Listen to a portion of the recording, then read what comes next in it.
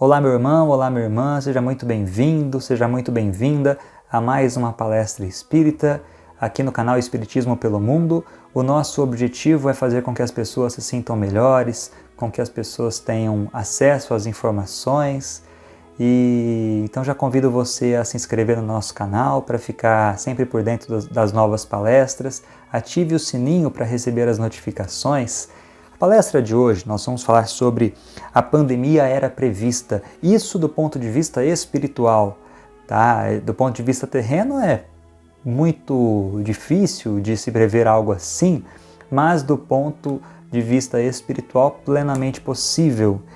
O espírito pode escolher as naturezas de suas provas, pedir para que a espiritualidade permita que ele pague algum débito passado, isso após o sentimento de culpa, quando ele se dá conta dos erros, né? O André Luiz mesmo, no livro Os Mensageiros, diz que a pior dor para um espírito é a sensação de tempo perdido. Então, quando ele se dá conta dos erros que cometeu ou daquilo que não realizou, muitas vezes ele pede para passar por certas coisas.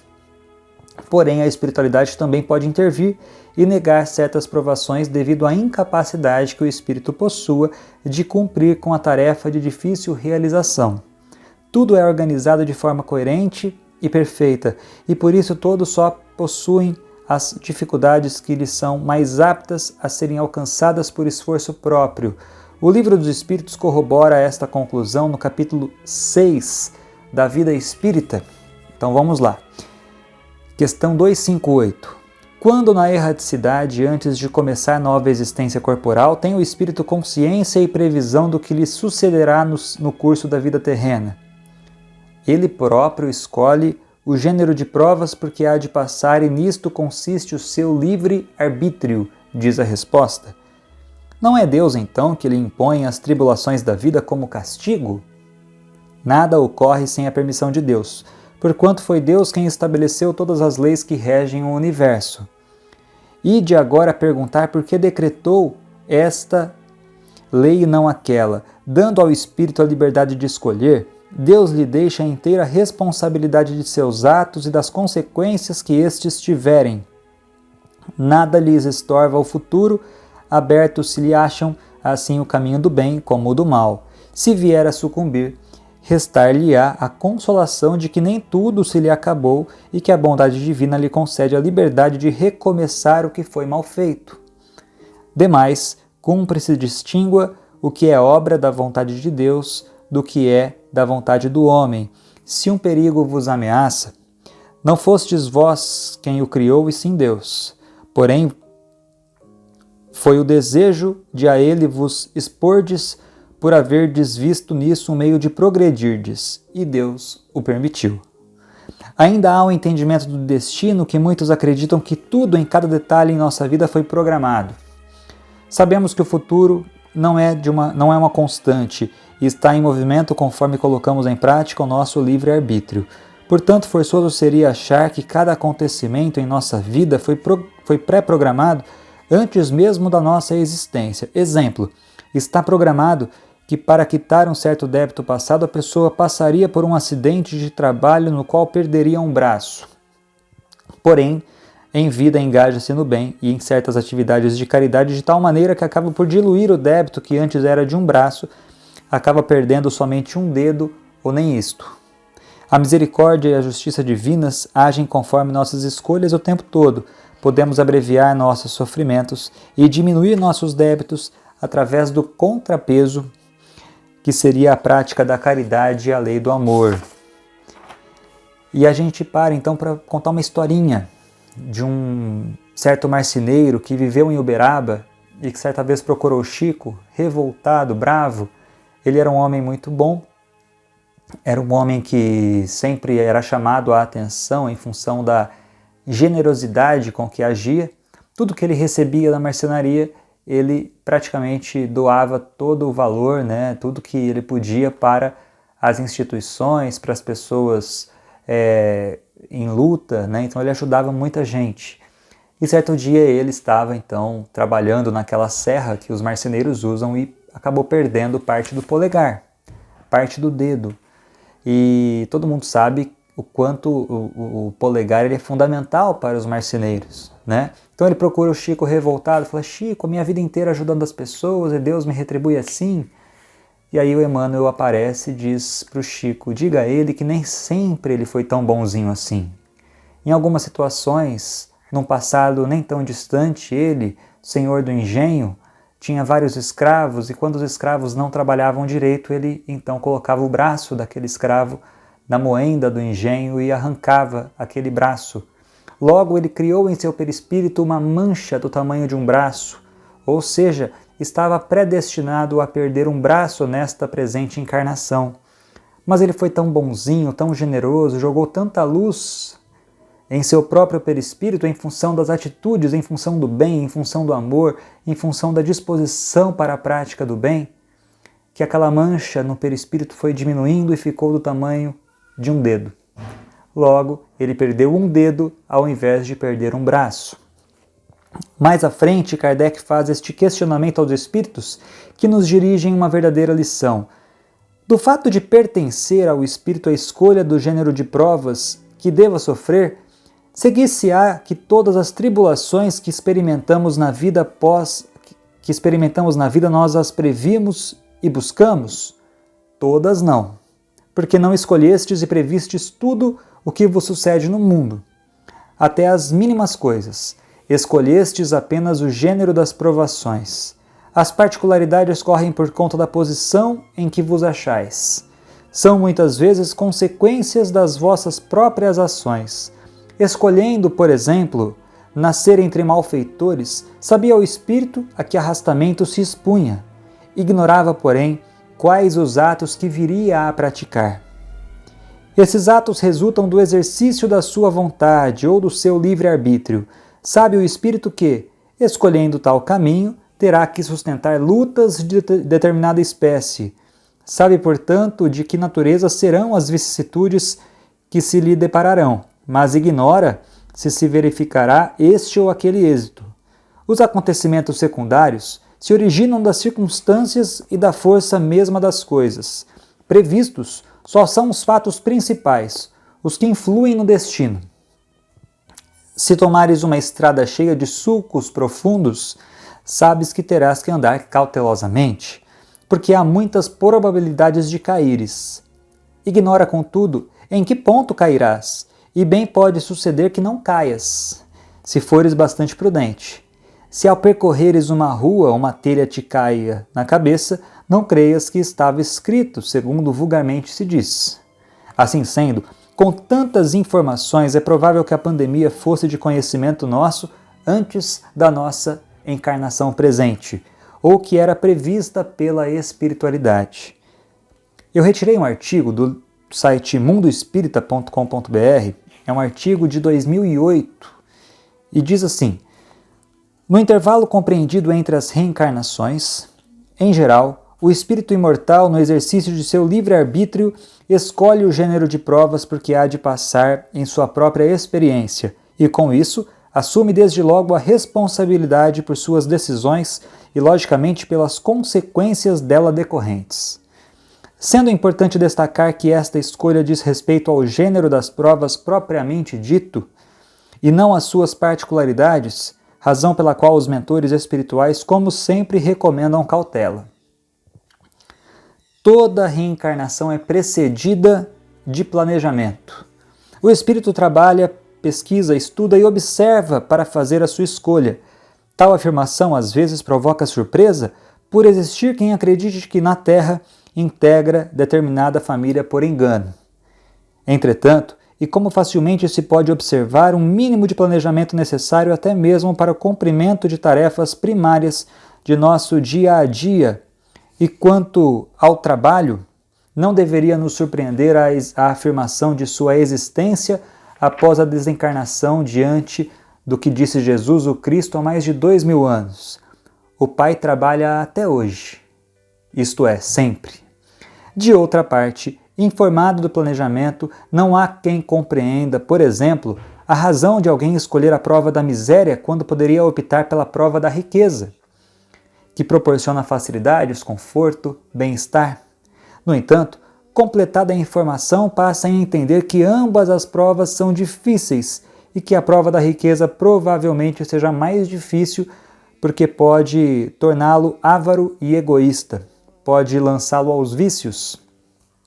De certo modo, agimos assim quando fisicamente adoentados, por exemplo, tomamos o remédio mais desagradável para nos curarmos de pronto. Está mais do que comprovado que precisamos aprender, crescer, progredir intelectual e moralmente e que não nos encontramos em férias e muito menos em férias permanentes. Até atingir a perfeição relativa, o espírito passa por provas e expiações. A prova examina, experimentando o grau de perfeição, de preparação do educando. A expiação ensina, rigorosa, a lição desperdiçada na inutilidade ou na viciação. Livro Dimensões da Verdade, de Joana de Ângeles, com Divaldo Pereira Franco. O ideal é que enfrentemos com fé, resignação e amor, mantendo-nos ativos, trabalhando e estudando sempre, procurando eliminar quanto antes as queixas de nossa vida. A propósito, como já esclareceu André Luiz no livro Agenda Cristã, as suas reclamações, ainda mesmo afetivas, jamais acrescentarão um pingo de simpatia por você.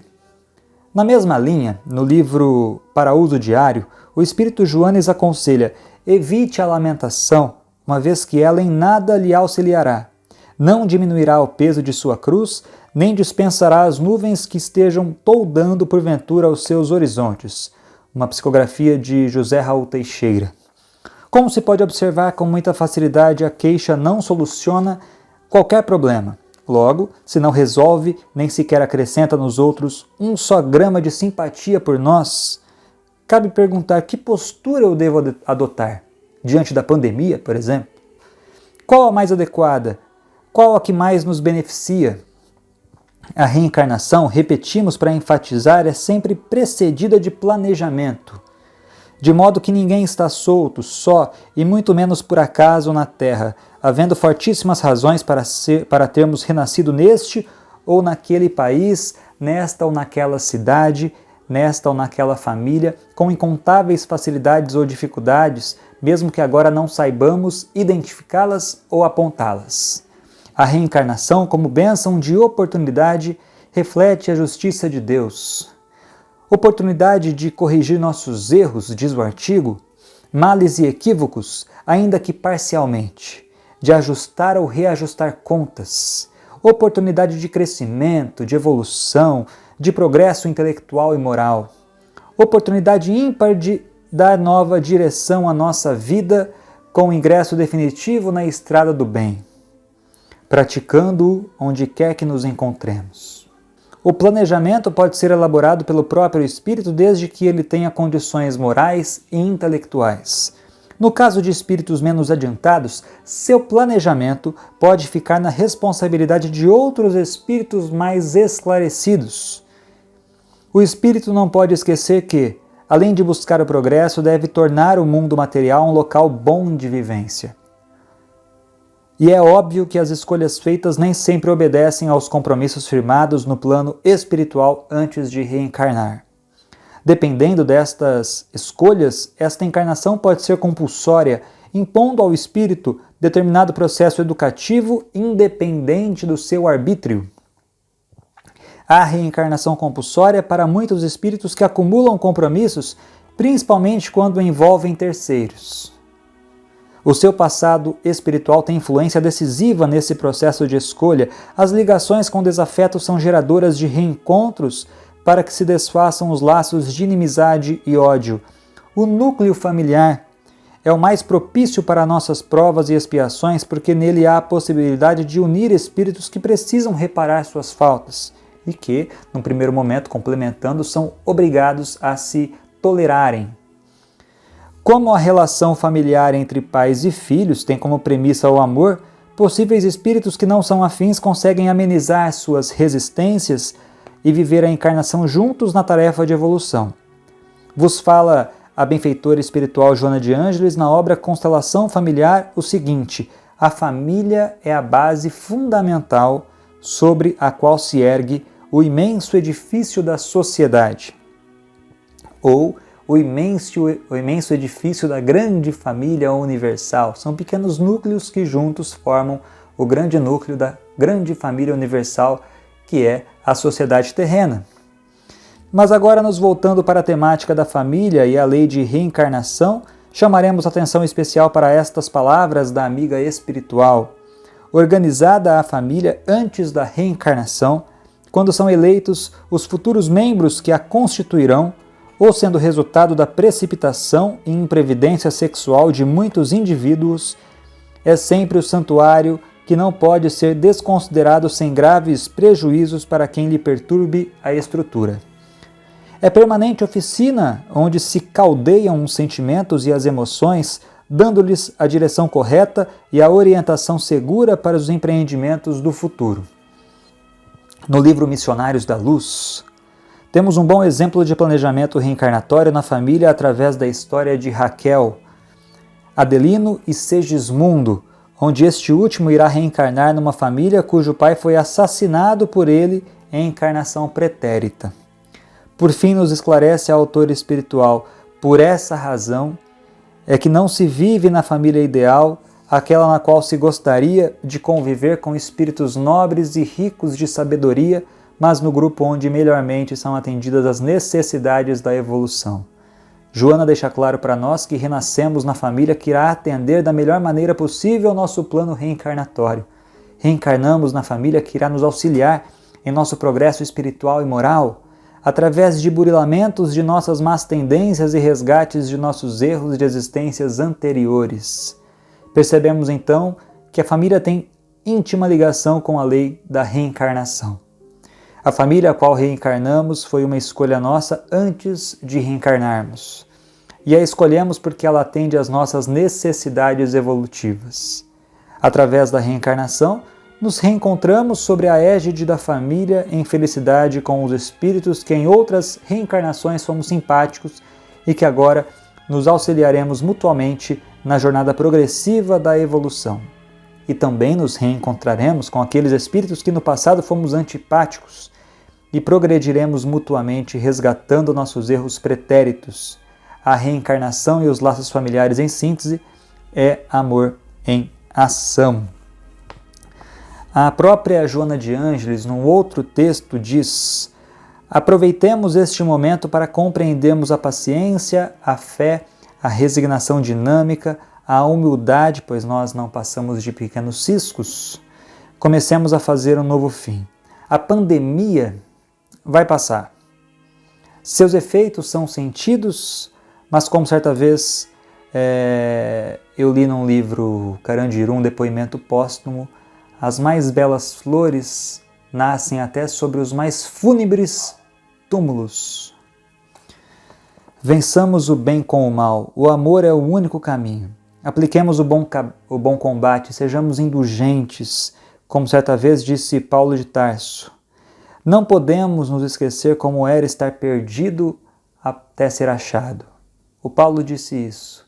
Então, não podemos nos esquecer como era estar perdido. Se hoje nos encontramos ou se estamos nos encontramos, devemos compreender a dificuldade daquele que ainda se encontra em cárcere, daquele que ainda se encontra perdido nas furnas da vida. Se já reconhecemos a estrada redentora, muitos de nossos irmãos ainda encontram-se perdidos. Os ajudemos a se encontrar. Dando exemplos, como bem ensina Francisco de Assis ao dizer: evangelize, se preciso for, use as palavras. Neutralizemos nossas más tendências através das leituras edificantes, através da prece, do orai, do vigiai.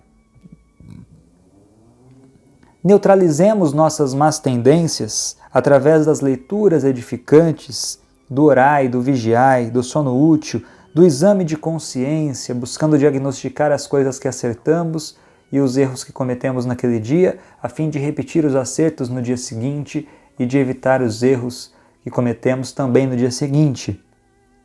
Façamos o Evangelho no lar, a oração do copo d'água, analisemos a conduta alheia, a fim de evitar que façamos aquilo que o outro faz e que nos incomoda. É uma boa dica essa. Se há algo que o outro faz e que você não gosta, Tente eliminar de si mesmo, de si mesma, aquele mesmo defeito. Se o outro te incomoda, talvez se você carregue o mesmo defeito, você incomoda os outros. Então tente eliminar de si, indulgentes para com os outros e severos para consigo mesmo. O próprio Chico dizia: aos outros dou o direito de ser como são e a mim o dever de ser como devo ser. Assim, seguindo as dicas do Chico, estaremos agindo segundo São Lucas. Embora andando na carne, não militamos segundo a carne. Os vícios da terra, as dificuldades, as intransigências que o homem pratica dia após dia, nós não precisamos. Nós devemos vencer a carne, vencer o mundo. Jesus venceu o mundo. Façamos aquilo que Jesus faria se estivesse em nosso lugar. Vamos militar do ponto de vista espiritual. Vamos seguir a política de Deus e não a política dos homens. Finalizamos com a Madre Teresa, que diz: as mãos que ajudam são mais sagradas do que os lábios que rezam. Já nos momentos da dor, pense: Deus está a apenas uma oração de distância. Finalizamos lembrando de uma passagem do Evangelho segundo o Espiritismo: que importa ao soldado perder na luta suas armas, seu equipamento e suas vestes, visto que sai dela vencedor e coberto de glória? Que importa aquele que tem fé no futuro deixar sobre o campo de batalha da vida a sua fortuna e o seu envoltório carnal, contanto que sua alma possa entrar radiosa no reino celeste? São Francisco de Assis, ele vai um pouco além e ele diz: comece fazendo o que é necessário, depois o que é possível, e quando se der conta estará fazendo até o que julgava impossível. Então que cada um de nós façamos a nossa parte. A pandemia era prevista, talvez por nós mesmos, antes da nossa presente encarnação. A pandemia era prevista pelos espíritos que caminham pela erraticidade. A pandemia era prevista por aqueles que enxergam sobre o véu de Ísis. Então que todos nós saibamos, nada é por acaso. Do jeito que começou, vai terminar. Do jeito que veio, para nos colocar em prova, para que possamos expiar as dificuldades de ontem, os nossos erros de ontem. A pandemia vai embora. Qual professora benfeitora ou o anjo cinzento que para sobre nós ou que para ao nosso lado, a fim de que possamos aprender a lição, e após a lição ser aprendida, o anjo vai embora. A professora se retira da sala e volta oportunamente para mais alguma prova. Que todos nós possamos entender, do jeito que começou, vai terminar. Era previsto? Sim, mas também está previsto que todos nós, mais dia menos dia, seremos anjos. Evoluímos o tempo todo. Vamos crescer. Que o seu dia seja lindo, com muita luz, com muito amor. O nosso objetivo aqui no Espiritismo pelo Mundo é fazer com que o seu dia se torne mais feliz. Então um beijo no seu coração e até a próxima palestra.